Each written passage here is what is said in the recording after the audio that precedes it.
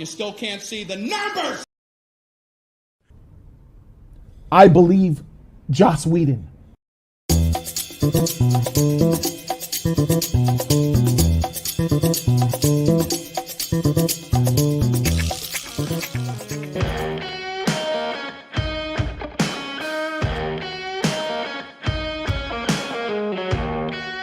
What's happening, guys? David here. Welcome to Talk Live. Oh, you know, I had to do that drop. Anyway, all right. What is happening, guys? Who's out there? How you guys doing? It's Tuesday. It's Tuesday? God, I am so mixed up on my days now. Working. And of course, I was training today. Yay. Yay for training. Good Lord. Ugh. What's going on, Tim? Got Marvin here. What's up, buddy? What's going on there? Shadow? Ew. Hey, Dave. Yeah, it's pretty good. We'll talk about that. Yeah. And yo, what is up? What is going on, Scotty? Today's your birthday. Happy birthday to you. Happy birthday to you. Happy birthday, dear Mattia. Happy birthday to you. There you go. Is that good? I'm not going to strip, okay? I'm keeping it PG-13. Well, not really. I cuss too much. According to my mom, I cuss too much. What's going on there, Superior? How you doing? How you doing, guys? Going all rowdy. Thanks for being there. No problem, man. Hey! What is up? Hello, hello. Ahoy, ahoy. There you go. No, it's just because the shirt's tight, that's all. What's going on, Jason? Another Dave. Dave, hey, what's up there, music man? How you doing? Mr. Patterson, Snyder Steppenwolf, what's up? What's going on? What's the name of the song? It's just some kind of royalty-free song I picked. I know, it sounds very Gary Clark Jr., which I was in a Gary Clark Jr. kind of mode at one point. Hola, Jessica. Jessica? I was in a very Gary Clark Johnson. Wait, is it Johnson? Gary Clark, not Johnson, Jr. Jeez, already with the misnaming here. Gary Clark Jr. Sorry. I was very much in that kind of mood, and I wanted to find an opening song like that. I should probably change it up every now and again, but trying to use a royalty-free song to like open up the show so I don't get. Of course, I would love to just choose anything. Like yesterday, I thought about, because it was the anniversary of Kurt Cobain's death, I should have had like a Nirvana song like ready and just played like a little bit or just get away with it. That's all. Yep, that's right. The dislike that's already there is from Joss Whedon. I guarantee you. That's what it is, man. But anyways, yeah, guys, thank you for clicking in.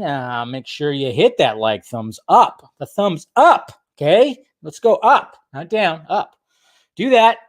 Hit that notification bell so you know when I'm doing this stuff. And then, yeah, hit the join button if you want to join Film Junkie. Be a member. I need to do more stuff with that. I keep on wanting to, and I just keep on, now that I'm back to the daytime work, I'm like, damn it. I need to focus some energy on doing some more of those emojis and stuff and some behind the scenes things in it. And then, of course, if you want to join the Patreon and help out the pirate ship, I surely would appreciate it. Join the Patreon. You could do that, which, once a month we do a Patreon stream. You can come on and talk to me and stuff. And then, of course, submit some video questions and get some early access to things. You could do that right there. And then, of course, if you want to get some merchandise, you got the Film Junkie class. I always forget to put the background in. Come on, Dave. It's because I got too much stuff. All right. Yeah. If you want to do that, you got some shirts, hoodies, mugs, all that stuff. All those shirts. Get yourself a Vodka Stream shirt. Get yourself a Keaton shirt. Look at that. With the old logo right there. It's good stuff. All right, guys. So there you go. Anyways, so everything's all good. We're all good. So yeah, today I just like I said, my first day of work was yesterday. So today was just kind of, I hate about starting a new job. It's the fact it's just the first week sucks because it's boring as all hell. Even though it's nice to just kind of sit around and get paid. Yeah, understandable. That's kind of, but also you just feel like you're just a burden. So and then doing it remotely is a whole different thing because someone's sharing their screen with you and you're just kind of like, you're looking at the screen, just like, seeing what they're doing. So you're just kind of watching like, hey, what's the process like for this jab right here? So, man, I tell you what. So it's just kind of boring. That's what I hate about, the first week, because you're still trying to get dialed in and then learning everything. And so hopefully I can just get to the point. Hopefully by next week, I'll be on my own, just working on my thing and stuff like that. And I love the fact that I'll be working from home, so I could still kind of focus on this, that's what I'm kind of seeing how it's going to be, because, with my last job, that was more field work. So I couldn't really, I would just disappear. I would just disappear for the day, not go on social media or nothing. But the previous job before that was an office job. And when it got slow, it was like I was constantly on Twitter or something, just looking up shit, but I wasn't able to be at home and like, hey, maybe I can do a sketch or something like that. So I just got to find the time, man. But yep. What was your degree in? Let's see. I had 6 degrees of Kevin Bacon. I don't have a degree. I have a high school diploma, and that's it. That's how good I am. LP3. Yeah, don't have a degree. And somehow I, made it into a kind of engineering profession. Weird, right? You gotta, that's what I tell people, man. A lot of people, yeah, you could do the college thing. Fine. If that's what you want to do, go to college, and hopefully whatever career that you're, spending all that money and getting all those student loans and everything for, hopefully you can get something out, and I'm sure people do, but man, there's some people that I know, like I always say, like a good buddy of mine I think he went all the way and got his master's degree. And when he was done with college, he worked at Starbucks for 3 years. And then now he's in a profession that he didn't really even go to college for. So that's why college was just never for me, man. That's right. I went to clown college, like Jose says. Went to clown college, got my degree in squirting flowers, and that sounded weird. That sounded very weird. That was the movie I watched last night. Okay, starting off very well here, guys. Jeez, already getting dirty. I know. I went to the University of YouTube. That's what I always say. Went to the University of YouTube. You find everything on there, man. Find everything on there. Oh, don't get choppy there, computer. But anyways, all right. And you still can't see the numbers. Still can't see the numbers, man. I tell you what. Still can't do it. Whatever. It's fine. They ain't going to release them numbers. All right, let's go to the tweets. I didn't tweet much today because, like I said, I was training. So let's try my best. All right. Well, okay. Well, we'll get to that right there. As you can see, look at the recommendations right here. Here's a recommendation over there. Why am I not following? I thought I was following Louis Tan. Oh, well. And I'll follow that guy too. I'll go ahead and follow that guy. He's new to Twitter. This young gentleman right here. I don't know. This young gentleman right here is new to Twitter. I don't know if you guys saw. He came on to Twitter just last night, and he decided to hashtag restore the Snyderverse. I don't know. Seems like a smart lad. Yeah, seems like a nice little gentleman right there. I don't know. It's cool. A lot of people are following him. He's already at 2609. It's interesting. Crazy, right? Crazy.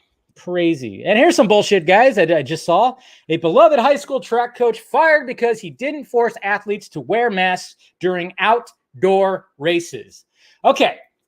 This whole mask thing needs to fucking relax a little bit. I'm so tired of the mask thing. I'm not tired of wearing it into a store. I'm fine with it. Anytime I'm indoors, I'll even go to the movies and wear my mask. I'm perfectly okay with that. But this whole thing, like stuff like this, when you're outdoors, you don't need your mask, okay? You just don't.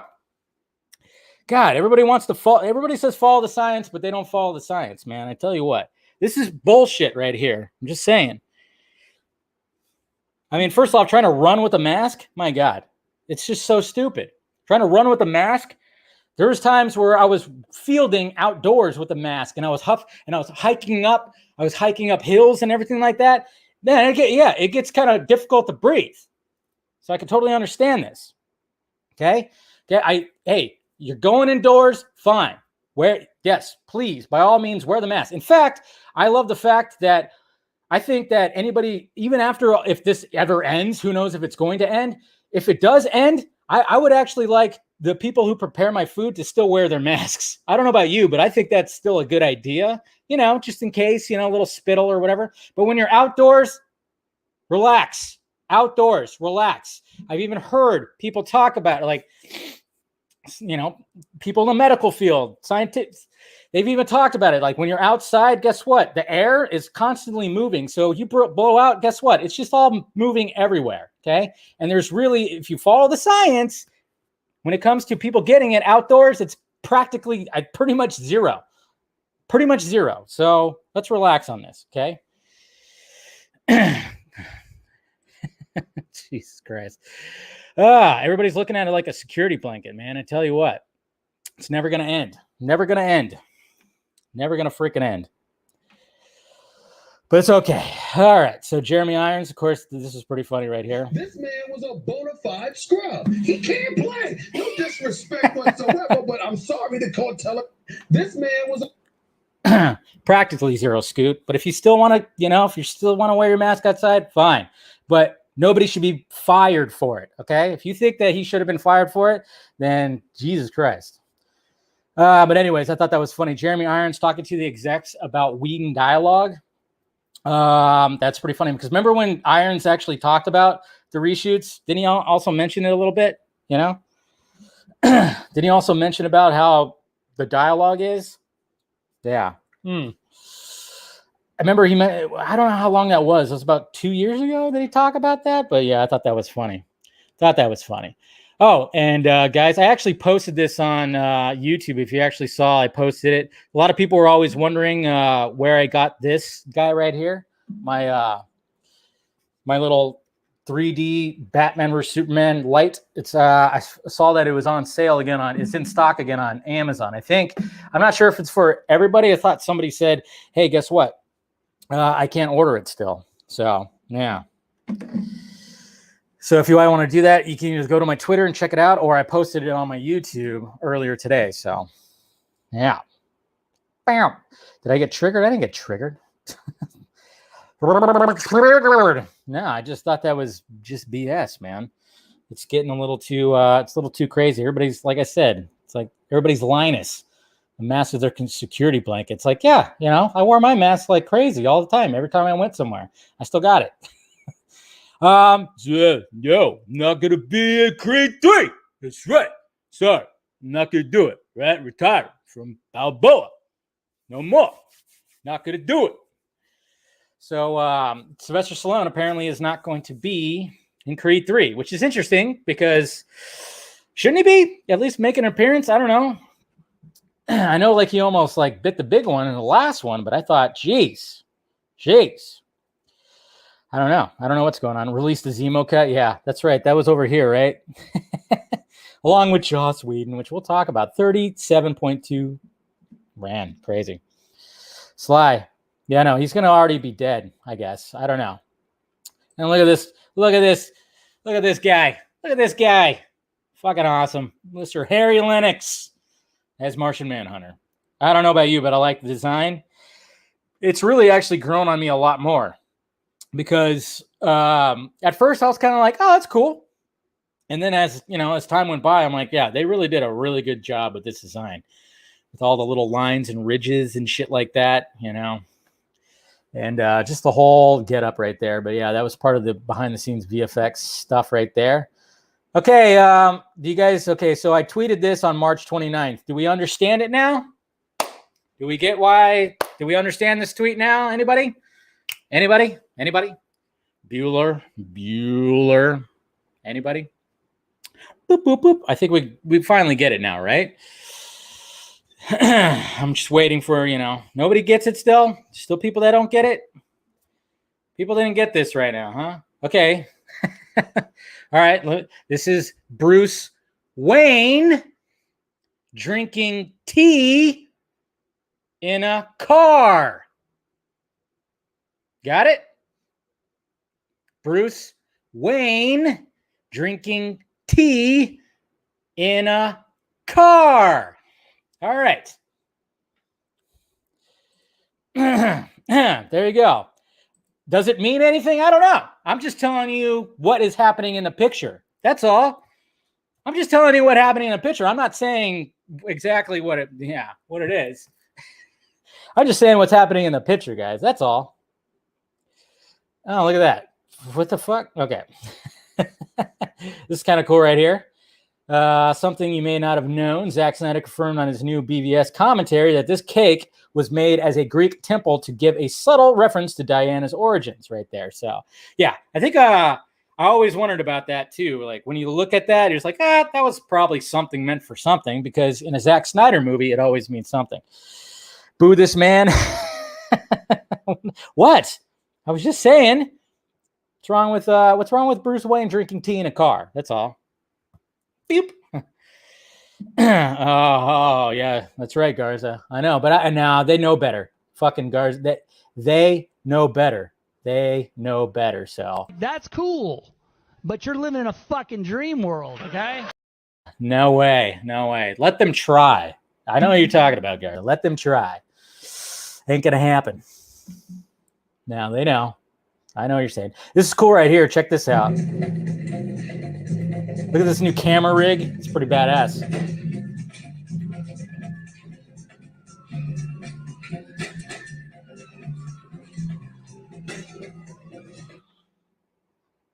I like it. The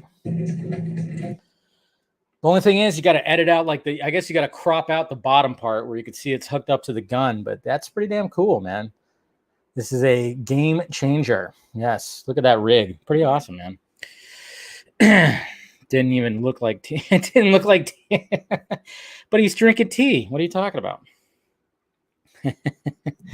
But like I said, I'm just saying that's what was happening in the picture. I don't know if you guys understand it. Like I said, it still mum's the word on something. Nothing's official yet. Right? Oh, yeah. Of course he keeps defending Whedon. And hey, speaking of, masks and social distancing. Hey, Grandpa's doing it again. Grandpa Joe. Yeah. He's getting in someone's face and telling them to do that. He's not social distancing. Oh my God. That's our, I pretty much have said this. I mean, even when Trump was president, I'm like, oh my God, that is our president. Okay. I mean, I think there was some, when it came to Obama, it was like, yeah, that's our president. Fuck yeah. That's a guy that you could talk to. He's well-spoken and everything like that. Stylish and shit, But now the last guy and this guy, you kind of just go, yep, that's our fucking president. Holy shit. Even though Trump made me laugh sometimes, Joe Biden just makes me scratch my head. But whatever. And happy birthday. Hey, Mattia, you share a birthday with Paul Rudd. Look at you. Hey, look at you. See? Mattia, you share a birthday with Paul Rudd. So, whenever you see him, you could, celebrate and say, hey, look at us. Look at us. Huh? Who would have thought? Not me. Exactly. There you go. So it's happy birthday to, of course, Paul Rudd. Love that guy. Guy's his fucking age, man. He's just aging like fine wine. And I didn't see this, but Marv Wolfman was saying, hey, Joe, you look good. You look good, Joe. Giving that support, Mr. Creator. See, it is Paul Rudd? Cool. Anyways. So hopefully you guys checked out my new video. This is the video that I was telling you guys about. That it was like, slightly different. It was more of an editorial, a little more fast, a little more whatever the hell. Some informative. I mean, a lot of people already know about the Justice is Gray version and the origin of it and everything. But, for the people out there that are wondering, why is there a black and white version of Justice League? Show them this video right here. Okay? You can see why it exists. And, hopefully you guys dug it. Hey, Job Diaz, will you just relax a little bit there, Job Diaz, or else you're going to be put in timeout. Where are you, Jose? I'm about to do it. Easy. Stop spamming. Let's see. All right. Just making sure. Relax there. Dave's sellout video. How is it a sellout video? Explain it to him or his head's going to explode. What are you talking about? Stop spamming. But hopefully you guys check it out because, like I said, it's more of it's an edited, stylized video. fast pace. Thought it was pretty good. I appreciate it, guys. Yeah. So that's just trying to explain and just, with quotes and stuff like that, cocaine. Warner Brothers still there. Yeah, still says their live action Frosty the Snowman film is still in development. Oh my God. I mean, we're going to go over that whole article right now, but it's just kind of funny how they try to pull a fast one. Do you guys really think that Jason Momoa is going to be the voice of Frosty? Probably not. Probably not. And I thought this was funny too, because we'll talk about this. Joss Whedon threatened to harm Gal Gadot's career. And then this is what a feminist looks like. And that's right, guys. That's what a feminist looks like. I believe Joss Whedon. That's cute. I remember when I had my first beer. Jesus Christ, man. Ugh. It's horrible. Horrible. You got to watch out for I'm telling you got to watch out for the ones that really, that wear it on their, well, literally he's wearing it on his fucking body, when they just want to project like, I'm a feminist, I'm this, I'm that. You got to watch out for those guys, because those guys are usually the creeps. Okay. They're usually the creeps. Okay. While Zack Snyder keeps on getting labeled like this misogynist fucking dude bro guy, he's the one that never gets any complaints. He's the one that's showing female characters strong and just awesome and empowered and all that stuff. While this motherfucker is like, I'm a feminist. You ever hear Zack Snyder have to be like, I'm a feminist? Is he wearing a feminist fucking V-neck white tee? No. No, what he's doing is actually showing that. He's showing that. And, of course, people like Jody and Signar, and, of course, they're the ones that are still backing him up. Crazy. Weird, huh? Crazy. Delete that drop because you're eating. I'm sorry. Let's see. Yeah. Oh, yeah, there was like a rumor that they were going to drop the trailer for the Batman, and I was like, what the fuck? Why would they drop a trailer for the Batman? Obviously, they wanted to do it at Fandom, which was great, but it's like, why would they drop it now? But obviously, they dropped another Batman trailer, but I think that was already planned. And I actually haven't watched it yet, so I want to react with you guys. Yeah, there's all that. Yeah, somebody was thinking that we were going to turn on the Batman now. I was like, no, I'm still pretty excited for the Batman. Even Ray Fisher said he's excited for it. I don't know why this guy was saying like, oh, yeah, you guys going to turn on the Batman now? It's like, no, I still want to see it. But yeah, and then we got Louis Tan talking about this scene right here that was like pretty grueling, I guess. That's right, Mortal Kombat's right around the corner, guys. Right around the corner. I should be able to see it ahead of time. But yeah, Paul Rudd's birthday, of course. Yeah, there's that. We're going to talk about this. I like Steven's idea right here. What if they did Ace Ventura 3 and they decided to flip the script and called it Ventura. Old Man Ventura. That's right. Yeah, let's see. No, it's okay. You're good, Reese. I was just busting your balls. But could you imagine that? They did kind of like, and it could be like a funny parody type, Old Man Ventura. That'd be cool. Yeah, the reason why the release of Zemo Cut is trending right now is because what's his name who plays Zemo, like his whole little, dancing thing that he did, that gif that's going around everywhere. Apparently there was like a whole thing where he was dancing and they cut it down to just him doing that. So that's why it says release the Zemo Cut. Now Steven's obviously kidding, but wouldn't that be, to me, I was like, that'd be kind of awesome. Do Ace Ventura 3, Old Man Ventura. Why not? Thought this was pretty cool. Not bad. Gusta Artworks making that. Not too shabby. And then, of course, there's that. And then Joe sharing some more art on, and then using the hashtag again on Instagram because he is pushing this damn thing forward. So, and yeah, of course, we want to see some more of that. All right. So that's the tweets right there, of course. Yeah. Steven never kids, never, yeah, Steven never kids. That'd be kind of sweet, though. Wouldn't that be kind of weird if they just kind of flipped the script and went like, hey, but it could still have its funny moments because it's still Jim Carrey. But just imagine like an old grizzled Ace Ventura, an old grizzled. They're going to have to do that.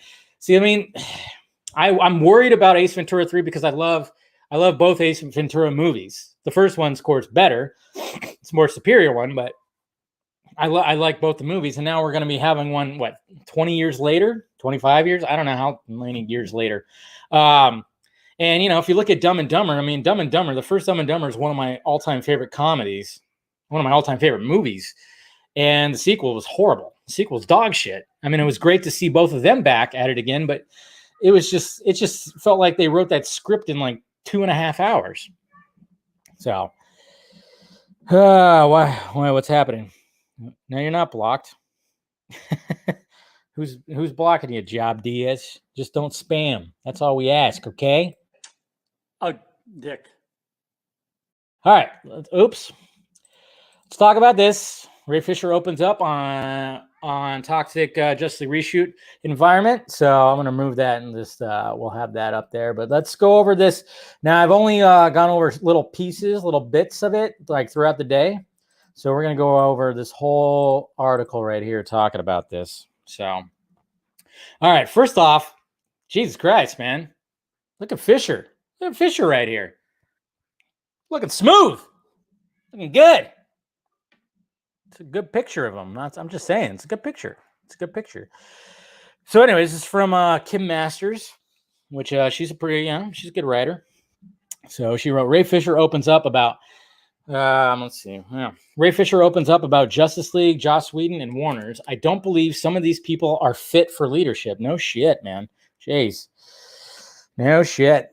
Yeah, he's looking pretty good. Over the past year, the actor has assailed the filmmaker and studio in harsh but cryptic tweets for what he says was a racist, inappropriate conduct. I'm not so indebted to Hollywood that I haven't been willing to put myself out there. Ray Fisher is ready to talk. So talk about that. Okay, so this is just, of course, there's like the talking about the backstory. Warner Media previously, remedial action, all that stuff. Catherine Forrest, a former federal judge, did the probing and blah, blah, blah. Let's see, just giving the backstory. Fisher was raised by a single mother and his grandmother in Lawnside, New Jersey. He says he felt a new sense of urgency to speak out when the pandemic hit and the Black Lives Matter protests took to the streets. To Fisher, who had few screen credits playing the half-man, half-machine Cyborg, the first Black superhero in the DC film universe. And see, you know what's funny about that? It's like Justice League was going to introduce, obviously the first like full-on Black superhero in the DC universe, and then introduce two more, essentially, with Martian Manhunter and John Stewart Green Lantern. And fucking A. It's like, what? Yeah, Snyder, such a bad man. Let's see, we got all that entirely. One, okay. So he says, while Fisher has dropped details and names, outsiders have struggled to understand how did Whedon incur his anger. Did Fisher really decline to participate in an investigation that was launched in response to his own complaints as Warner's claimed in September? Was Fisher fighting a righteous battle of quixotic one when he set out on a path that appears to have cost him a place in the DC film universe? Now, in many hours conversation, Fisher tells his side, much of his previous reluctance to spell out the story he says arose because he didn't and still doesn't want to expose the identities of others who shared their stories with him and the investigators. I'm not looking to have any witnesses lose their jobs. So that's what I love about Fisher is the fact that he's doing this and he's fully okay with like, hey, if this ruins my career, fine. I think he has a backup plan, which is good, but he doesn't want to out people who might end up losing their jobs too. I mean, that's the sad fact of the matter of all this. Those include some who wouldn't seem to have any worries about job security, Gal Gadot and Jason Momoa. Others who are not involved with Justice League also spoke to Fisher, and in some cases, the investigators about experiences with Whedon and with Jeff Johns, who was co-chairman of DC Films and a producer on the film. They include Charisma Carpenter, of course, who wrote all that, and individuals who worked with Johns on Sci-Fi's Krypton. Plot thickens. Fisher got Warner's to start an investigation more than 2 years after the first version of the film was released, but he found the process to be suspicious. The studio and its parent company seemed to be focused on protecting top executives, he said. The process moved in starts and stops, and when it felt forced to ramp up his public protest, the studio responded with what Fisher calls a deliberate smear. Warner's maintains it was done it has done everything necessary in to address. Sorry, I'm like totally just effed up that last night. Warner's maintains it has done everything necessary to address Fisher's concerns. He still wants an apology. Yes, he does. I don't think he's. They're never gonna. They have too big of egos to even fucking give him an apology. Let's see. In May 2017, Fisher was walking into a movie in New York when he got a call from Zack Snyder had left him stunned. Snyder was leaving Justice League, citing his daughter's suicide. Sources say Snyder was under enormous pressure at the time. The studio was unhappy with the reception. Blah blah blah. We know all this. The Justice League that Fisher had signed up for was a far cry from the film that Whedon ended up finishing. Snyder had Fisher talk at length with screenwriter Chris Terrio before there was even a script. Zach and I always consider Cyborg's story to be the heart of the movie, Terrio tells THR. What? Where's Chris Terrio at? He has the most pronounced character arc of any of the heroes, beginning from the place of despair and ending with a feeling that he is whole and that he is loved. And Terrio says he and Snyder took the portrayal of the first black superhero in the DC film universe very seriously, adding, with a white writer and a white director, we both thought having a perspective of any actor of color was really important. And Ray is really good with story and characters, so he became a partner in creating Victor, which is great. Actually, I mean, that should be with every character too. I mean, writers, no matter what. I mean, it's good that they decided to do that, but I'm just saying, work with the actor to be like, hey, where would this character be coming from? Because, I mean, they're essentially going to be playing this character, so why not? When new filming proceeded under Whedon, says Fisher, he came to feel that he had to explain some of the most basic points of what would be offensive to the black community. After Fisher's reps were told that Whedon planned to make major revisions to the film, he flew from New Jersey to meet with the filmmaker in LA. When the two met at a bar, Fisher says Whedon was tiptoeing around the fact that everything was changing at a bar. Wasn't it spoken that Joss Whedon was like drunk and stuff like that, like during shoots and shit like that? Who knows? As he left the meeting, Fisher was handed a revised script, which he read twice on the plane back. Gone was Cyborg's traumatic backstory. His relationship with his mother, whose loving scenes with her son were eliminated, as was the accident that killed her and led to his transformation, the material that later restored, blah, blah. Yeah, we know that. It represents that his parents are two genius-level black people. We don't see that every day.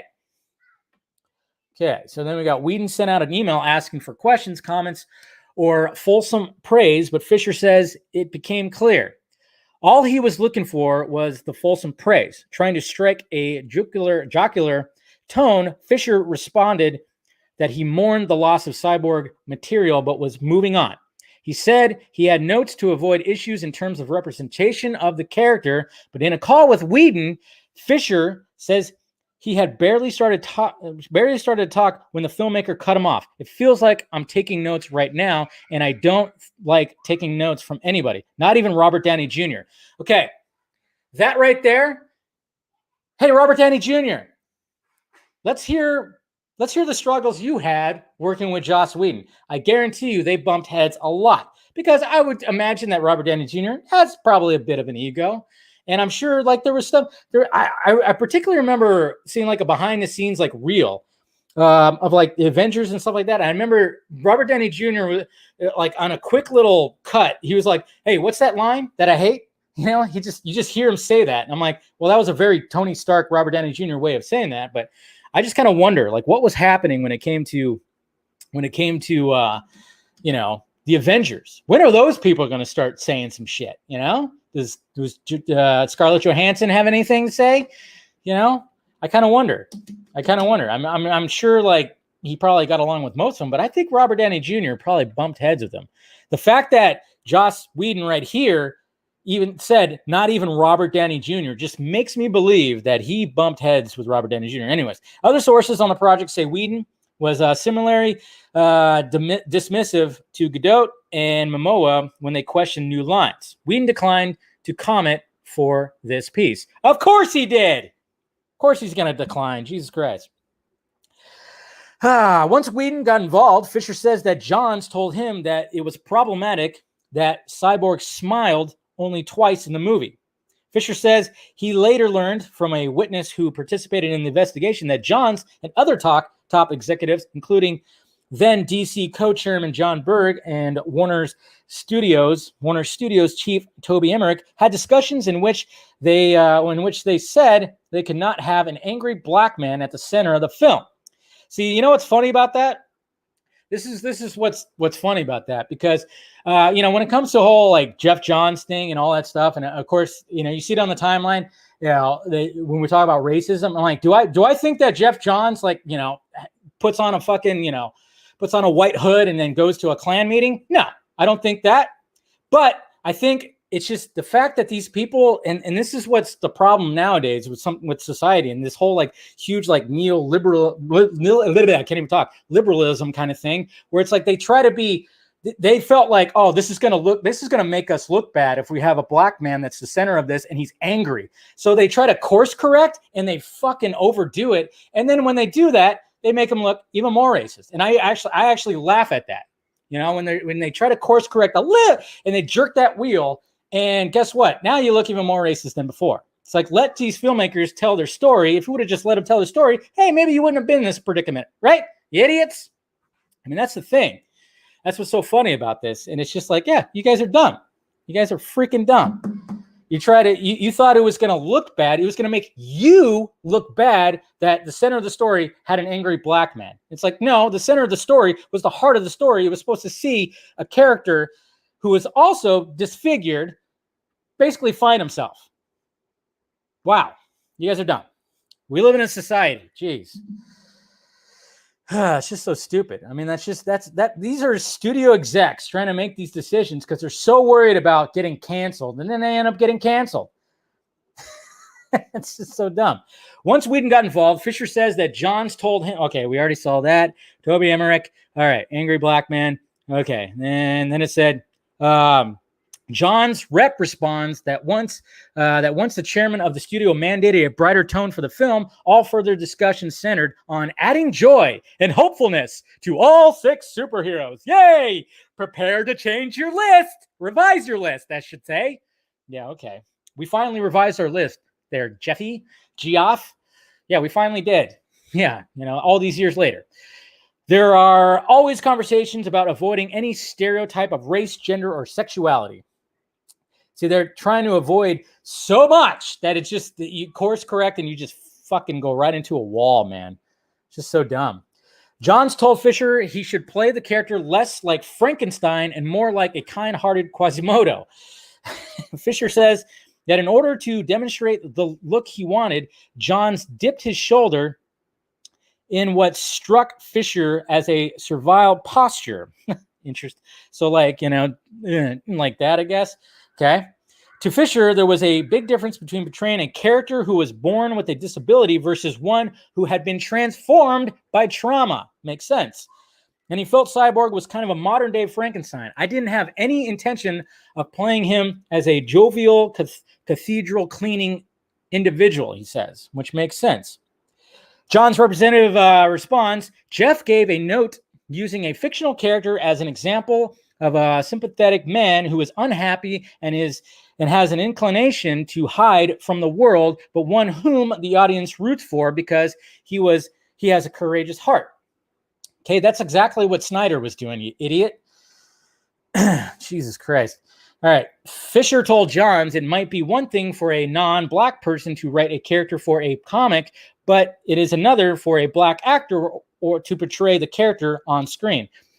It was like he was assuming how black people would respond rather than taking the advice from the only black person, as far as I know, with any kind of creative impact on the project. See, again, this is what happens nowadays. It's almost like there are people out there that will use people of color as like pawns or as anything to make them look, oh, we gotta look good. So let's parade them. Let's just parade them. They're not your fucking pets. They're fucking people.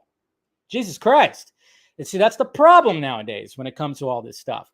And that's what these dumbasses were fucking doing. It's like, no, we got to make you jovial and happy. Come on. You can't be angry. It's like, Jesus Christ. Fucking morons, man. Read the room. Let's see. Fisher says Johns did not yield. That was the last creative conversation about anything that Jeff Johns and I had. I knew I was on my own, Fisher says. Johns' rep denies that he ever dismissed any comments, adding that Fisher knew Johns, whose spokesperson requested that he be identified as a Lebanese American. What? Yeah, okay. Yeah, had evolved traditionally all-white DC properties like Shazam, Justice Society of America, and others into diverse groups of heroes in his extensive work as a comic book writer. Okay. So, of course, it just gets worse. I mean, it's just so bad. When they try to, I mean, come on, man. I'm a Lebanese American now. You know, it's like, okay, cool. Way to try to avoid that. Way to try to sidestep that landmine there, Geoff. Jesus Christ. All right. Justice League producer Charles Roven, a veteran on DC superhero films dating back to Batman Begins in 2005, says, I fully empathize with Ray that his character arc was significantly altered and shortened. I've also collaborated with Jeff over many years and found him to be gracious and humble man. Jeff took it upon himself to put Cyborg in the Justice League comics in the first place and has written more about the character than any other individual except for the creator. He loves the character Cyborg. Okay, understandable, but I think Mr. Geoff was looking a little too much of, socially, this is going to make us look bad. And it wouldn't have, because look what's happening now. Everybody is absolutely loving the Cyborg character. And guess who's getting the praise? Zack Snyder. Good for that. Good for that. Ugh. All these tensions are playing out during an extremely stressful time at the studio. AT&T's $85 billion acquisition of Time Warner, which was announced in October 2016 but didn't close until June 2018, was still pending. Justice League was a $300 million proposition, and it was troubled. Warner's had not been able to match Disney's consistent success with Marvel's movie and whatever. Fisher felt that some of the studio executives' decision-making was driven by fear of losing their jobs. Yes, fear. Breathe it in. Breathe it in. And they're still breathing it in because why? Why? Why are they still breathing it in, guys? You know why. And you still can't see the numbers. Yes, exactly. Fisher says he doesn't see the word in itself as an it. Oh, wait. I fucking went too far. Did I? Okay, here we go. The tension only escalated when the issue of having Cyborg say "booyah" arose. That phrase had become a signature of the character thanks to the animated Teen Titans shows, but the character had never said it in the comics or the original script. Fisher says that Johns had approached Snyder about including the line, and the director didn't want any catchphrases. Good for Snyder. He managed the situation by putting the word on some signs in his version of the film as an Easter egg. But John's rep says the entire studio believed the booyah line was a fun moment of synergy. What the fuck? Okay. Fun moment of synergy. Okay. Makes sense, guys. God, this just makes so much sense. Fisher says he doesn't see the word in and of itself an issue, but he thought it played differently in a live action film than an animated series. Fisher is right. And he thought of black characters in pop culture with defining catchphrases. Gary Coleman's, "What you talk about, Willis?" Jimmy Walker's "Dynamite." Am I getting canceled for doing the impressions of this? As no one else in the film had a catchphrase, he says it seemed weird to have the only black characters say that. Yes, it did. Because again, they're trying to course correct it to, hey, let's have the hit, it's going to be a hit, man. We're going to have the only black character in Justice League to, have a catchphrase, man. It's going to be booyah. It's going to be on t-shirts, man. Jesus Christ, these guys are morons. And who's not a moron? Zack Snyder. All right. With reshoots underway, Fisher says Whedon raised the issue again. Geoff tells me Cyborg has a catchphrase, he told him. Fisher says he expressed his objections, and it seemed the matter was dropped until Berg, the co-chairman of DC Films and producer on the project, took him to dinner. So here's what Berg had to say. "This is one of the most expensive movies Warner's has ever made," Berg said, according to Fisher. What if the CEO? This is one of the lines I wrote today, and this is ridiculous. This is so ridiculous right here. How are you trying to convince one of your actors to say a catchphrase? This is horrible from Berg right here. It says, what if the CEO of AT&T has a son or daughter, and the son or daughter wants Cyborg to say "booyah" in the movie, and we don't have a take of that? I could lose my job. Oh my God. Holy shit. I could lose my job. See, that's the bad part about all this. It's like, well, you don't know how to do your job in the first place. So maybe you should lose your job, okay? I think there's a few people over there that don't know how to do their jobs in the first place, so maybe they should lose their job. You know who shouldn't have lost their job? Zack Snyder. Okay. I can't believe that. Could lose my job. Fisher responded that he knew if he filmed a line, it would end up in the movie, and he expressed skepticism. Geez, I can't even talk. And that the film's fate rested on Cyborg saying "booyah." And now, when you actually see "booyah" too, it's just like when you see that in the actual movie. I mean, you could tell that. First off, it's at a place in the context of the scene. It doesn't even work, and then you could see the disgust on Fisher's face. But he shot the take. As he arrived on set, he says Whedon stretched out his arms and said a line from Hamlet in a mocking tone. "Speak the speech, I pray you, as I pronounced it to you." Fisher, yeah, okay. Joss, and then Fisher replied, "Joss, don't. I'm not in the mood." As he left the set after saying just that one phrase for the cameras, he says Whedon called out, "Nice work, Ray." Why do I have this feeling that Whedon was drunk like this whole time? Anybody else get that thing? God, what a douche.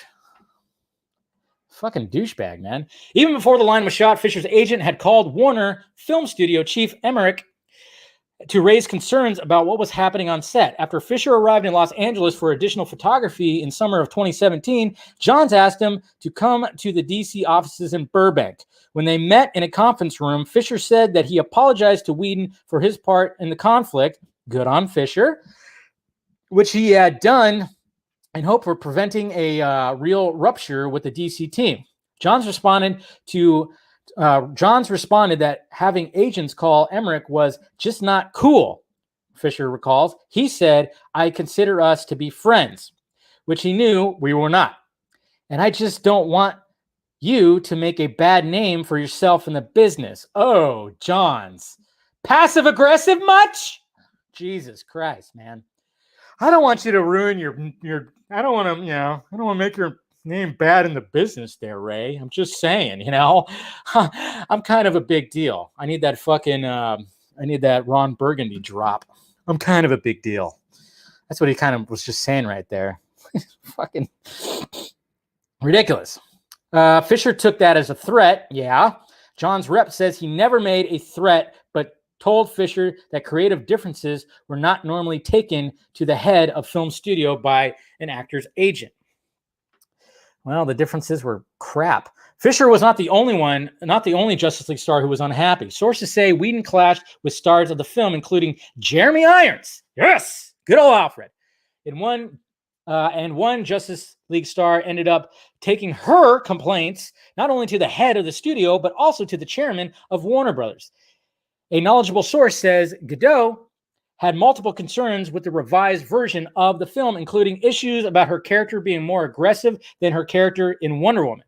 She wanted to make the character flow from one movie to the next.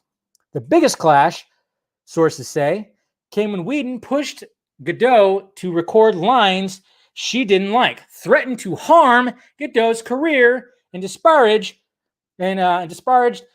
Wonder Woman director Patty Jenkins. We've heard this before. There's people that have been saying this for a couple of years now, that he threatened her career. He absolutely did. Fucking dick. While Fisher declines to discuss any of what transpires with Gadot, a witness on the production who later spoke to investigators says that after one clash, Joss was bragging that he's had it out with Gal. Wow. He's bragging about that? Wow. That's what a feminist looks like, guys. He told her he's the writer and she's going to shut up and say the lines and he can make her look incredibly stupid in this movie. Well, you made pretty much everybody look incredibly stupid in the movie there, Jassy boy. A knowledgeable source says Gadot and Jenkins went to battle, culminating in a meeting with then Warner's chairman, Kevin Tsujihara. Asked for comment, Gadot says in a statement, I had my issues with Whedon and Warner Brothers, and Warner Brothers handled it in a timely manner. 3 months after Justice League hit theaters, Whedon exited Warner's Batgirl project. Thank God. Batgirl is such an exciting project, and Warner okay. When Justice League opened in November 2017, the film was panned. It has 40% on Rotten Tomatoes, blah, blah, blah. We know that. Johnson parted. Yes. But Whedon was still part of Warner Media Universe a few months after he left. Okay, so HBO green lighted his Drama of the Nevers straight to series. But in November 2020, just a couple weeks before Warner Media said they're taking the remedial steps, he went out. Okay, so we got all that. After Justice League, Fisher went on to play Mahershala Ali's son in the third season of True Detective, which he calls a great experience. But in the coming months, he would hear fresh reports about what had gone on behind the scenes on Justice League, including the angry black man conversation and other allegations involving Johns. 2 individuals who worked on Sci-Fi's Krypton TV series talked to Fisher about events that had taken place on the series. Now, this is also pretty interesting. Multiple sources tell THR that the show's creators were passionate about doing some non-traditional casting, and that Raji, I'm totally butchering the name, I apologize, Raji, Jean Page, who would go on to become a breakout star in Bridgerton, had auditioned for the role of Superman's grandfather, but Johns, who was overseeing the project, said Superman could not have a black grandfather. Good. I mean, just Johns, man. I mean, it's just wow. All right. The creators also wanted to make one superhero character, Adam Strange, gay or bisexual, but sources say Johns vetoed the idea. It's like, I mean, it's just so funny that these guys worry so much about how things are going to look. Like the whole, like, oh, we can't have an angry black man at the center of this movie because they thought that would look bad. And then they go, and it's like, okay, Johns, then be that progressive person that you think you are. You're not, because you could have done it with the Krypton show, but you decided not to. It's just, come on. I mean, yeah, exactly. And I thought, like, when it comes to like Kryptonians, it's a little different, right? The way that they don't just, it's not just 2 people that smash, right? I mean, I'm sadly I did not watch the Krypton show, and I need to. I know I'm canceled, but whatever. Jeff celebrates and supports LGBTQ characters, including Batwoman, who in 2006 was reintroduced as LGBTQ in a comic book series co-written by Johns. Says Johns' rep in an email. Johns also pitched Warner's on developing a television show around the first LGBTQ lead DC superhero television series, he adds. As for the role of Superman's grandfather, the rep says Johns believed fans expected the character to look like a young Henry Cavill. But again, Zod was black. So what?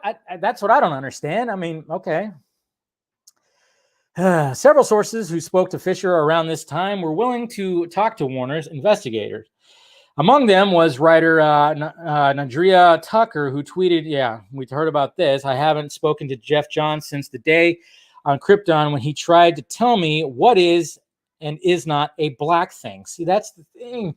God, the fucking balls on this guy, man. The balls on this guy. I said, black women, we tend to change our hair frequently. It's not weird. It's a black thing, she says. And he said, no, it's not. Oh, man. So essentially, he's like, oh, that's a black thing. And John straight up went, wrong! Oh, man. Michael Shannon, no, he's not. But I just don't. Zod was black in the Krypton show. That's him right there, right? Like I said, I didn't full on watch the show. Isn't that? Then I forgot what this actor's name is. Then he plays Zod, right? Zod on Krypton. Yeah, exactly. Not on Krypton, not in Man of Steel.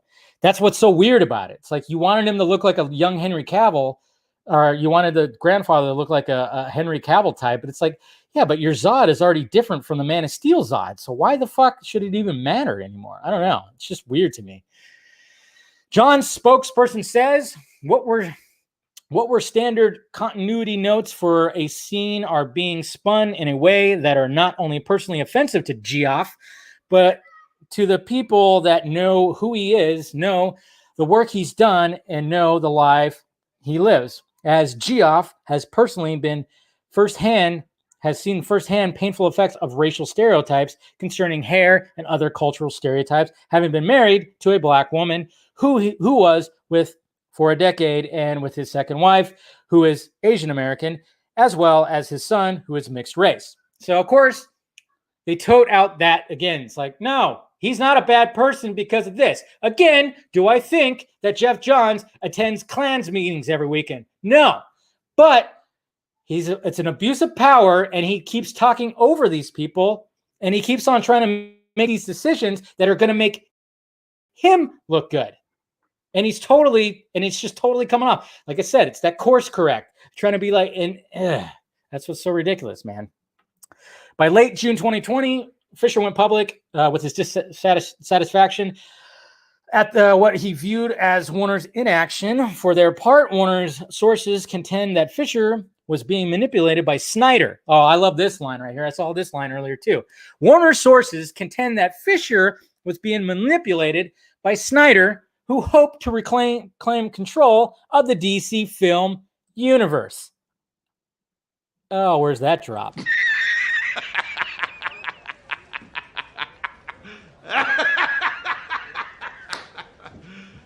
You serious? Seriously? They always try to blame Zach. It's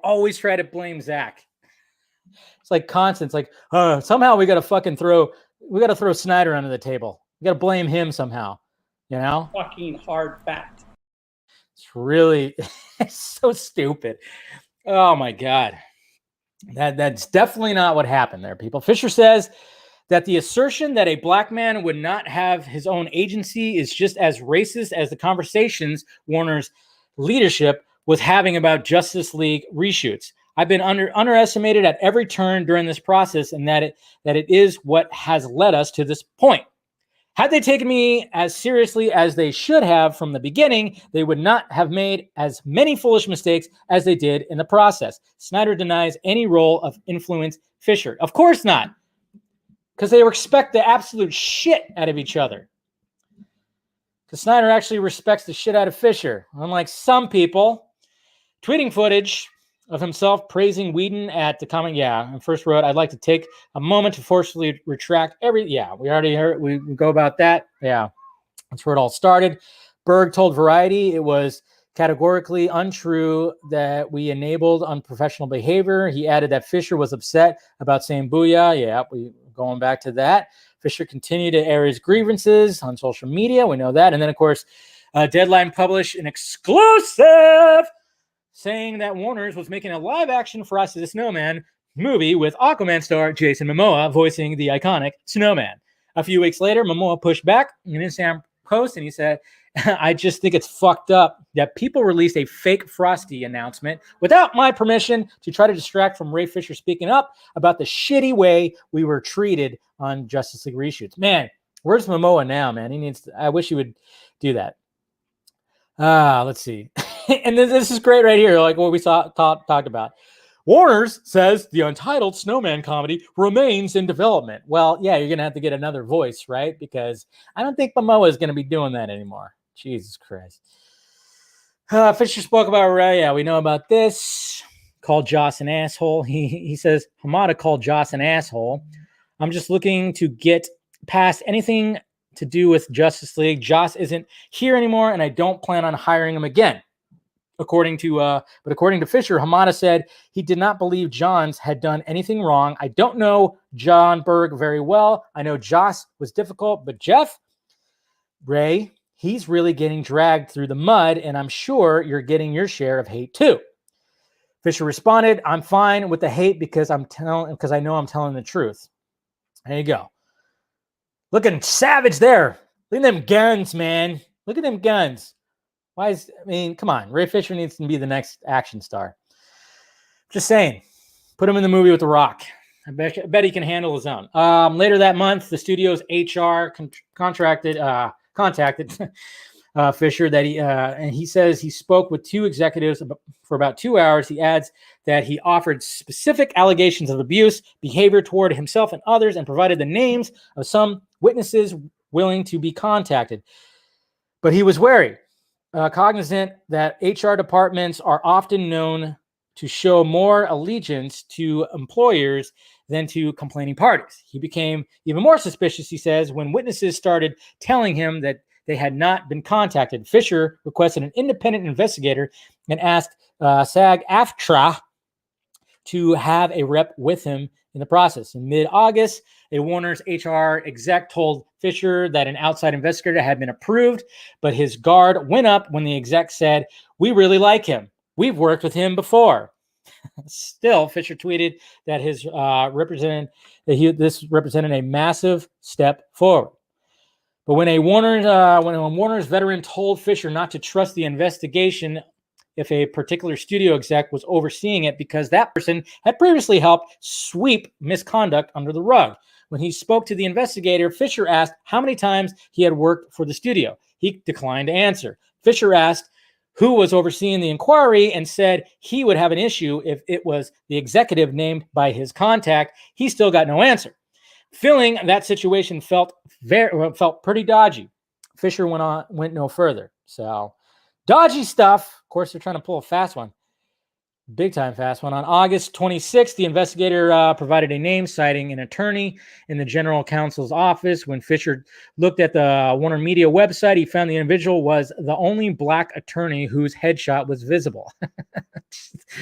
Oh, man. I tell you what. And in fact, the lawyer had nothing to do with the investigation. She handles matters for HBO, HBO Max, TBS, and TNT. Fisher wondered if naming her had been a simple mistake or a ploy to lull him into a sense of security with an idea that she might be on the same team as him simply because her being a black person. Again. And that's exactly what they were trying to do, guys. Exactly what they were trying to do. Oh, God. It's just so stupid where we are now. People are just so stupid. Fisher continued writing on September 4th that Hamada had thrown Whedon and Berg under the bus while covering for Johns. Unfortunately, it's not until I start talking about people specifically that the needle starts to move. If they were going to continue to try to cover things up, I wasn't going to let it happen. Fisher then got a call from Berg. So this is a good thing that Mr. Berg, after saying that ridiculous shit at dinner, well, what if someone's daughter wanted you to say booyah? Oh, my God. How do you convince somebody? What if someone's daughter, the CEO, man? Ugh. All right. Fisher then got a call from Berg, who said he was sorry the actor had an appalling experience on Justice League and he hadn't been able to help, acknowledging that a bunch of straight white men had been running things. He said he hoped the studio would improve on that in the future. Berg said he had spoken to the investigator at length, and truthfully, I let him know that it did mean a lot. Fisher says, I'm not beyond forgiveness when it comes to this kind of stuff.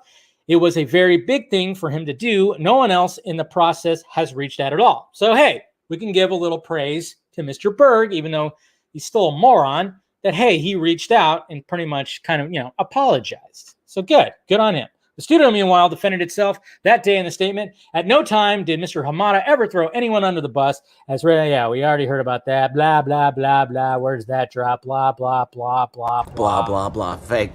Fucking fucked. Jesus. In early October, top Warner Media execs spoke with Fisher and his team, including a rep from SAG-AFTRA.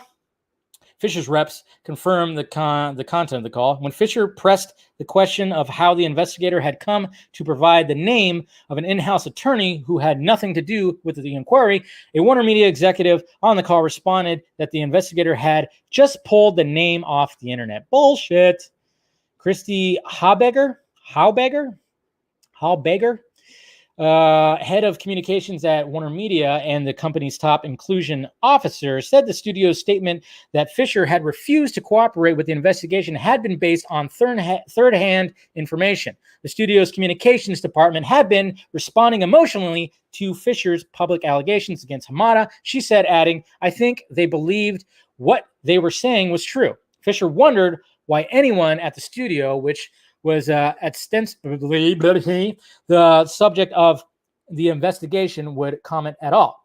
Pressed by Fisher, Haubeger declined to say who the studio had approved the statement, who at the studio had approved the statement, but she said that she was furious when she read it. "I have made 100% crystal clear to everyone in the entire Warner Brothers Communications organization that not a goddamn word can be said about Ray Fisher," Haubeger said. "If I catch anyone doing that, you're fired. You're fired." That's right. Yeah, I know. Get Ray Fisher on the. I know. It's like, come on, Ray. Come on the vodka stream. Get yourself a beer or a drink of your choice. Let's talk. Fisher says he asked for an apology repeatedly in the weeks followed. Warner Media kicked around some language that he felt fell short. Ultimately, Haubeger told Fisher, "I don't think that if people said something they believed was true, that there's an apology needed." After the studio put out a statement accusing him of not cooperating, what Fisher calls the hit piece, he asked for another investigator. Warner Media agreed to bring in Forrest, who they told him had handled an investigation that ousted, of course, CEO Sujihara. Fisher was initially optimistic, but says he again turned wary when Forrest, who is white, led with the fact that she was an Obama appointee. So hey, where's that drop from whatchamacallit, from where the dad says, "Hey, if I would have voted for Obama a third time, I would have." God, I'm totally drawing a blank on that movie right now. You guys know what movie I'm talking about. Like I said, that overly course correction, man. Let's see. Still, Fisher was somewhat optimistic because he believed Forrest's previous Sujihara completed Get Out. There you go. Thank you, guys. He left. Yeah, blah, blah, blah. Do all that. Initially, Fisher was told Forrest would work alongside the original investigator. He objected, and the original investigator withdrew. In December, Fisher says that he and his SAG-AFTRA rep had a final conversation with Forrest, during which she said remedial action had been taken, some of which she said Fisher had probably seen, and she was not explicit. She said further remedial action would be taken, but again, did not offer specifics. But she told Fisher she did not find evidence of racial animus. Warner Brothers, and then of course we talk about and Sarnoff, and with a plan. To Fisher, the information Forrest shared was so limited that it seemed the purpose was clear. She was only authorized by Warner Media to attempt to explain away anything to do with race. Warner maintains it has complete confidence in the investigation process and her conclusions. On the evening of December 11th, Warner's issued a statement saying the investigation was finished, and in what Fisher calls a Friday night news dump. Yeah, I remember that. Remember that night? Man, I remember that night. A week later, he pressed Haubeger and other execs for more information. They asked him to provide names of anyone who had told him they hadn't gotten closure. Fisher said he would not provide witnesses. In February, he tweets that Hamada has the most dangerous kind of dangerous kind of enabler. He had shown that he would blindly cover for his colleagues and worked with the studio to destroy a black man's credibility and publicly delegitimize a very serious investigation with lies and press. Yeah, we remember that. Still calling him out. Gotta love it. The company responded with a statement from Forrest saying Hamada was credible and forthcoming and did nothing that impeded or interfered with the company's investigation. Fisher believes this missed the bigger picture, which he accused Hamada of undermining and tampering with the investigation in a series of tweets. He says these were specifically in reference to a conversation he had with Hamada in which the exec in which whoa, totally lost my. In which the executive tried to dissuade Fisher from pursuing his grievances against Johns. Fisher does not, he says, believe that Hamada otherwise actively tried to interfere with the investigation. Sources at the studio, however, point to Fisher's tweets as evidence of shifting grudges and lack of credibility. Yeesh. Man, before things had gone sour, Fisher was expected to play. Here we go, right here. Fisher was expected to play a supporting role as Cyborg in the planned movie The Flash in June 2020. Fisher says he had a call with director Andy Muschietti that seemed positive, but the discussion hit a snag when Warner's framed a 2-week shoot as a cameo, offering only a fraction of what Fisher says he should have been paid for reappearing as Cyborg. By late September, he was upset by press reports that he was demanding to double his pay. So yeah, I mean, I've told you guys, the Muschiettis were on the side of having Cyborg in their movie. Now they're caught between a studio and a fucking hard place. That's what sucks. But according to what I heard, that the Muschiettis were all about this. This is why the Flash movie is still fucked. I mean, I don't know what's going to be happening with the Flash movie. I'm curious to see what does Ezra have to say about all this? That's what I wonder. How does Ezra feel about this? What does Affleck feel about this? Why has Ben not even talked about the fact that he's going to be in the Flash movie? Like, what is all that? You know, that's what I want. This is a long ass article. Yes, it is. It's pretty much over with now, but man, this was a big one, guys. And it just took up the whole show. That's why I was like, damn. Hashtag long ass movie, long ass article. We covered it all, baby. So yeah. That's just, I mean, the fact that we know he wasn't going to just have a cameo. Are you kidding me? He was going to be a supporting role.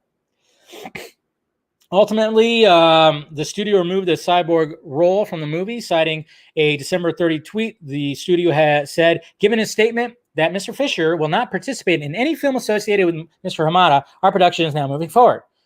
Fisher says he wasn't surprised when I first spoke up. I assume there was no way these guys would allow me to do my job in peace, he says, now working on the ABC anthology series, Women of the Movement. Fisher says he knew the struggle could be costly. I'm not so indebted to Hollywood that I haven't been willing to put myself out there. I don't believe some of these people are fit for positions of leadership. No shit, man.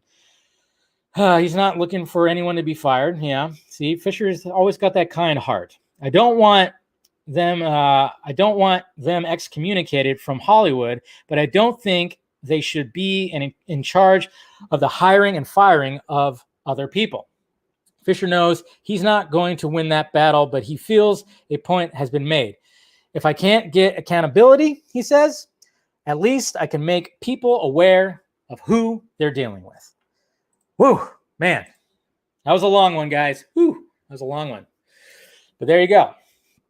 Man. It's crazy. It's crazy. And this is not it. This is just, there's going to be more stuff. More stuff's coming, man. More stuff's coming. Definitely is. But, yeah, man. So, crazy.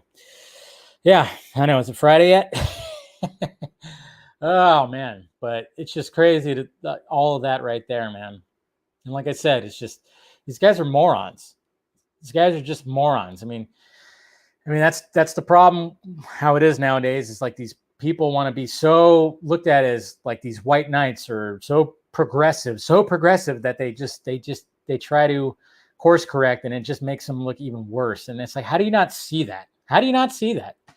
And then this old guard in Hollywood just needs to go away.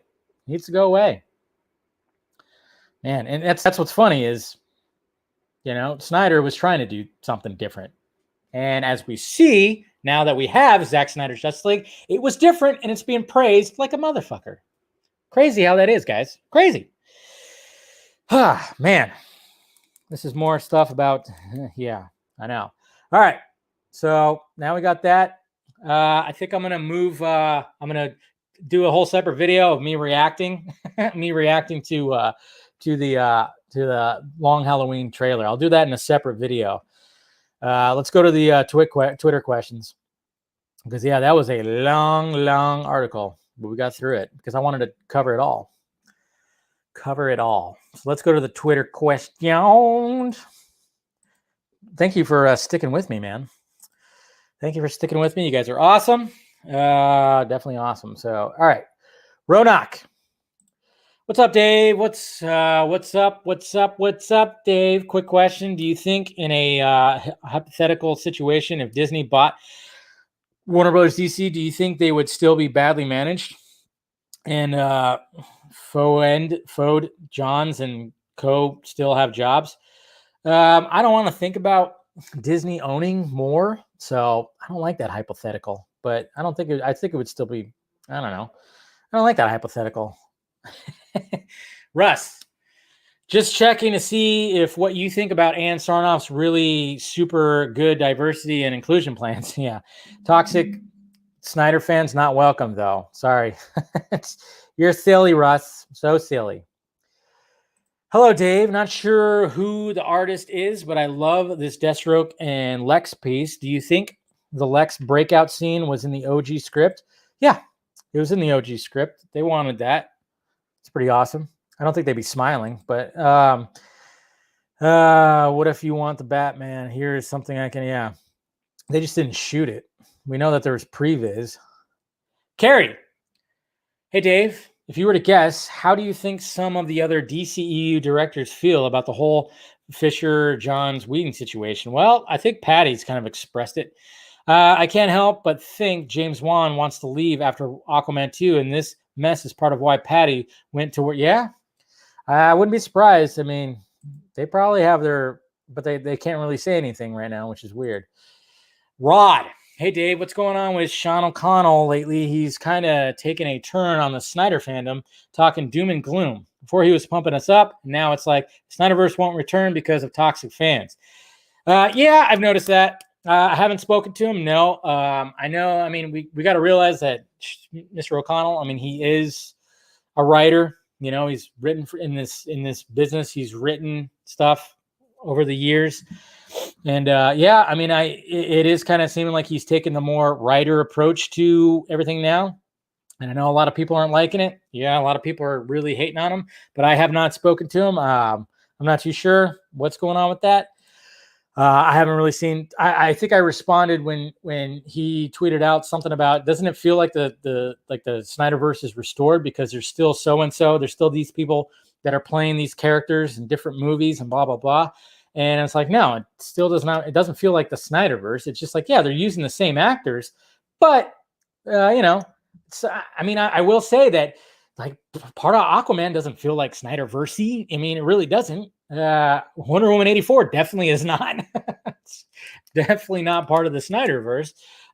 You know, so it kind of doesn't. But you know, what can you do? What? I know the book is still good. I've read the book too. I have a copy of it right in my little case. So I could still say the book's good. How's it going, Dave? This is from Bradley. If Legendary is able to make more MonsterVerse movies, which kaiju do you think we should see next? Much love, man. Honestly, I'm not like huge on the whole. This is like Chris Wong's. This is Mr. Swenson's territory right here. He's a big kaiju. Him and his boys. I mean, the only one I can really think of is Hedorah.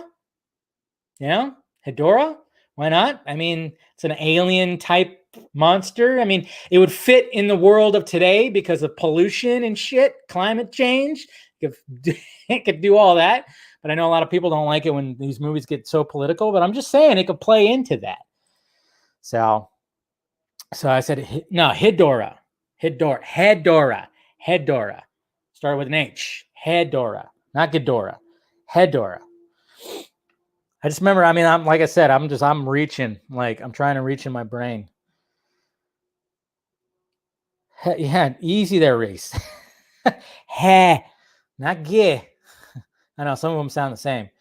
Dylan. Apparently the Knives Out sequels will be heading to Netflix. Yeah, that's old news. And apparently they're going to get like $100 million each. Daniel Craig and Ryan Johnson. Good on them. Jeez. Good on them. David Castillo. Hey, Dave, is there anything more coming from the Wayne T. Carr Green Lantern story? Who are you talking about? Who's Wayne T. Carr? I don't know what you're talking about with that. I don't know. I don't know what that is. You seem to be too hyped for it just being, him getting confirmed, maybe he's I really don't know what you're talking about, Dave. I'm sorry. I don't. Until something comes out from Zack Snyder, I'm not going to confirm or deny anything. I'm just saying. Jordan, hey there. After today, I know we want to see Zack Snyder's vision finish, but I don't want him or Ray Fisher around that toxic Warner Brothers studio until things are better. No. Well, see, that's the thing. It's like I always expressed that too. I always said that, if we get the Snyder Cut released, let everybody just walk away, especially Snyder and Affleck, because their movies just got fucked with so much. And, it was a very toxic environment. But what I was hoping is with the whole HBO Max, AT&T, and Warner Media is that it would be a whole different, it'd be the new guard and they'd get full creative control. That's the thing. But it just seems like Warner Brothers just, of course, won't let go. And no, of course they're not going to let go. It's their big, huge IP. So incoming Mothra film announcement, like it was rumored a few years ago, or do you think they will probably do another Godzilla or Kong? I don't know what they're going to do. It all depends on the numbers, right? It all depends on the numbers of Godzilla. I still can't see the numbers. Yeah. So Eric M. Blake, hey Dave, don't think I've let you know about this, but so here goes. The Sherlock Holmes anthology I told you about last year, that includes a story co-written by yours truly, now on Amazon. Well, that's cool, man. Good job, Eric. You're now published, aren't you? Kinda. Alex Lopez. So now what, Dave? This article clearly screams foul play, but what can we expect now? Does this help or hurt the movement? I think it helps it, to be honest, because it's not going to be over yet. Not going to be over yet. Hiya, Dave. Do you think Zack Snyder's Justice League was better than The Dark Knight? Ooh. It's more comfort foodie. It's more like I would actually probably, if I wanted to just, I don't know. It's not as heavy. So that's what's so, yeah. It's like, I would say Dark Knight, it's like an overall better movie, but Zack Snyder's Justice League, it's just so, like I said, it's just fucking comfort food. I can just put that thing on, and no matter what I'm doing, I just find myself going, I love this. Love this so much, It's just not, because it's just, yeah, it's good. And what? I'm still thinking, Dave. Oh, about does this make sense now? Well, it's just Bruce Wayne drinking tea in a car. That's all it is. It's Bruce Wayne drinking tea in a car. That's it. Drinking that tea. Andrea, can you talk to Zach and tell him to talk to HBO Max as why we haven't gotten the numbers for Zack Snyder's Justice League, please? All right. Let me call him up right now. Let's see. Zach. I'm just kidding. He's on vacation right now, first off. Hey, they're supposed to be contacting him, and they have not. So what the hell? Yeah, I know there's people out there that say meetings are happening or something's going to happen. Don't believe that, please. Stop believing that. There are scoopers out there that are trying to make it seem like, oh yeah, meetings are happening. Oh yeah, remember how like that whole, hey, Dwayne The Rock Johnson, he's gonna Grayson right here. Who's your favorite Lebanese comic book writer? That's funny. Well, let me get through the questions here first, and I'll get to you also fourth. Thank you for the donation. Hey, Dave, with the news that dropped from THR, I'm curious if Warner Brothers, AT&T should get rid of a certain jackass. I know, right? All right. Oh, yeah, then there's this. Ugh. I went and reread the script after I heard. Look at this guy. I think it's great. And people say that it's not woke enough. I think it's not woke enough. It's easy to take one phrase out of context. And not that I was the most woke individual who ever lived at that time 10 years ago, but I was in there swinging, and the movie has integrity, and the character. Shut up, Joss. Shut up. You're not woke. You're not fucking woke. This guy. All right, fourth. Thank you for the donation. You're awesome. Hilarious. All these monster fans who complained about not having humans in their Godzilla movies now want the Wingard cut, which only includes deleted human scenes to make the theory better. Hypocrites, yeah.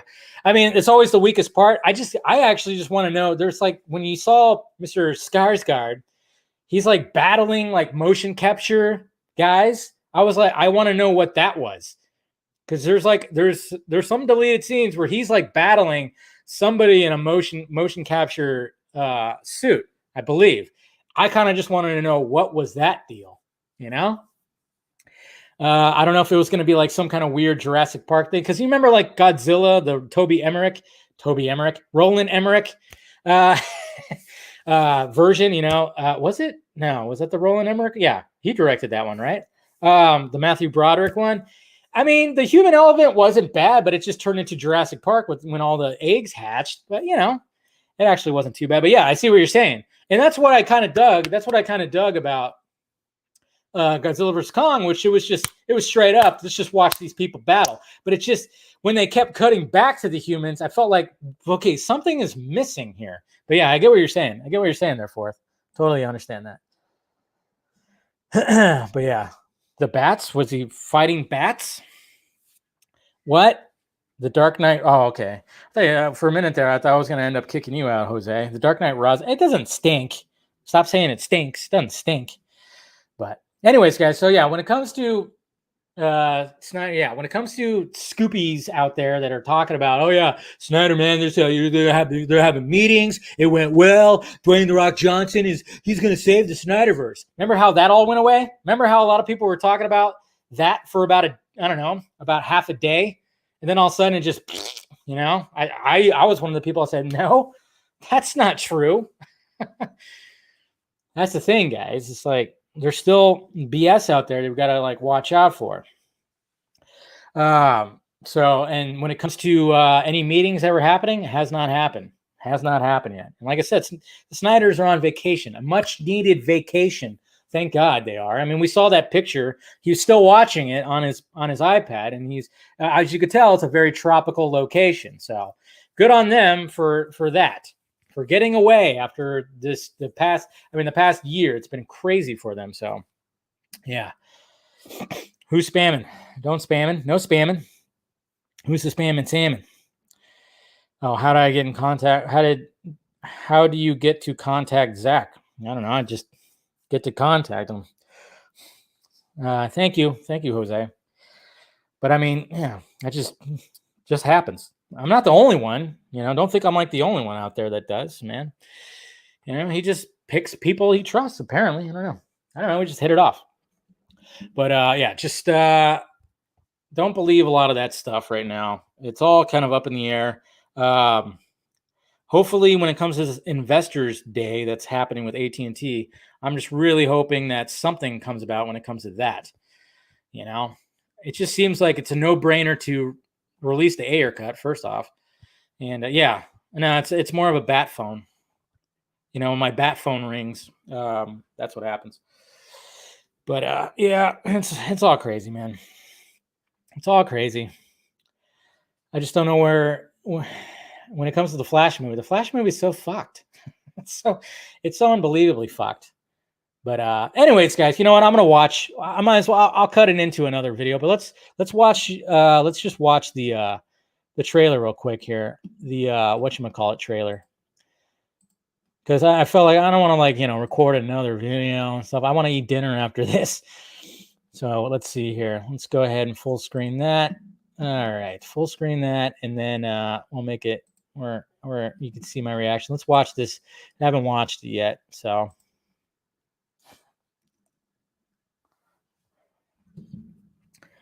Semen Demon?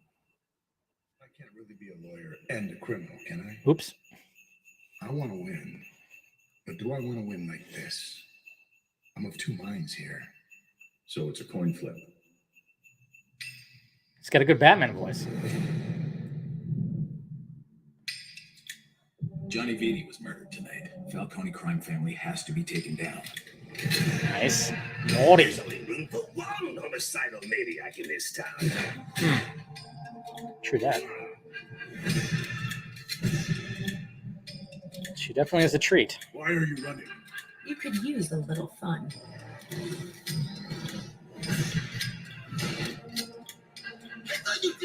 people. You thought wrong. You still haven't figured out who killed Johnny Vitti? A killer who only works on holidays. Nice. There's lots of crazy out there. That's forgot who that was. Once I take him The out, voice. things are going to be different. We can start a family. The city is fallen, Alfred, and we must endeavor to lift it up again. Nice. Part 1. Who is Holiday and who's next? Dun dun dun! Looks good. Kind of wish it was drawn similar to how it is in the comic book. You know, I don't know. There's something about the way that it's kind of drawn in there. I kind of dig it, but it still looks fine. The animation looks fine. I think it looks good. I think Jensen. Yeah, who's playing the voice of Calendar Man? Oh yeah, that's what's his name? Who's like in anything DC, right? Yeah, but no, I kind of wish it was kind of drawn like the book, but you know, it still looks good. I just think that there's just something unique about that style. It would have been kind of cool if they kept that, but you know what? Long as they like keep it, you know, I mean, obviously they're going to change some things because they always do. I think even Jay Oliva's talked about how he changed things with Dark Knight Returns. You know, I mean, you just do that, but Dark Knight Returns was pretty, you know, it was pretty good when it came to the source material, and you know, I just worry about like what they did with Hush. That was disappointing for us, and of course, the Killing Joke was really disappointing. Especially when it was the first 30 minutes they had it, and it just was like, oh, no, that's not happening. Is that really happening? Don't let that happen. Why is that happening? Man, I remember I felt gross. Anybody else feel gross when they watched the beginning of Killing Joke? Man, and I think when I did my first reaction review, I was like, I even said that. It was a little uncomfortable. It's very much uncomfortable. Is this movie taken in the same? It might be. I don't know. Yeah, keep Bruce. Yeah, but Bruce Timm. I mean, he's done some good things. You know, that's the thing. He's done some good things. Yeah, they definitely ruined Hush, and I was like, really? You're gonna switch it up like that, huh? All right. Yeah, I remember I think my initial reaction when the twist happened, I went, I kind of went, wait, what? No, what? Yeah, did not like that. I don't think any of us really liked that. So. Wait until you watch BT Babs and Bruce get it. Batman the Animated Series, they don't never get it on. You will never see that. No. So that's the thing. Why would Bruce do that? Why would he looks at Gordon like a father figure. Why would he bone his daughter? Why would he do that? On a rooftop. You know? After they just were like, you know, fighting crime and stuff like that. I'm telling you, man, you can't tell me that once you take off them tights, he's probably got a stench, you know? I'm really just, I don't know where I'm going with this. She mentions it in bed. Does she really? That they got it on? If she's not hot enough. She was thirsty. Yeah, is it in Batman Beyond? Damn. I don't even know. Shows how much the lack of knowledge I have for Beyond. Oh, it's between. See, I don't. That's ugh. Man, is it also in the? I don't like it. I just don't like it. I don't like it. It just seems wrong to me, man. I bet they both do. Yeah, Babs wanted to. And obviously, I don't know. I always like the fact that, you know, Babs and Dick. I always like their little relationship. Yeah. They mentioned, yeah. Well, I mean, obviously Scott would know. See, I have like barely any knowledge of Batman Beyond, which I think, hey, if our little Batman, the Fanimated series, maybe it'll, as soon as we get done discussing all the episodes, we'll dip into Batman Beyond, because I definitely need to go back. To that. Babs said Dick was puppy love. Bruce was more serious to her. Man, see? Stuff like that. I don't know. But just to put that in the beginning of Killing Joke. Yeah, There you go. We'll call it the Schweiss stream. Batman. Yeah. Anyways, man, it is like an hour and a half right here. An hour and a half right here. It will take you, Scott, 10 years to finish. Yes, that's what I'm talking about. Yeah. It might take us 10 years, and guess what? We will finish. We will finish it all. That's for damn sure. Did you put Casanova in timeout again? Man, does he keep on like, I didn't even see his messages. Yeah. See, I just see, but see, you don't have to like it. You don't have to like it. Ugh. I don't like the fact that Barbara and Bruce, I just don't like it. And then to put it in front of an iconic story like Killing Joke, anyways, guys. All right, so let's wrap this up. Let's go ahead and wrap this up. I'm gonna make some dinner, do all that kind of stuff. But but anyways, the trailer still look good. That's fine. And Garza can finally watch some BTS. I know, right? I know. I was disappointed in Garza that he hadn't seen any Batman the Animated Series, but hopefully, I think he started watching it with his daughter, and hopefully he's enjoying it. So, all right, guys, go ahead and wrap this up. Hit that like, thumbs up before you leave. Hit that notification bell. If you want to become a member, hit the join button. If you want to become a Patreon or patron, go ahead and check that down below. Do all that. And yeah, guys, that's pretty much all I got to say about that. If you want to get some merchandise, it's in the Film Junkie closet, all that stuff. And again, And you still can't see the numbers. yeah, I mean, pretty much, like I said, this is we are Aquaman, and Warner Brothers is Flash. And one of these days, it might get to the point of the scene.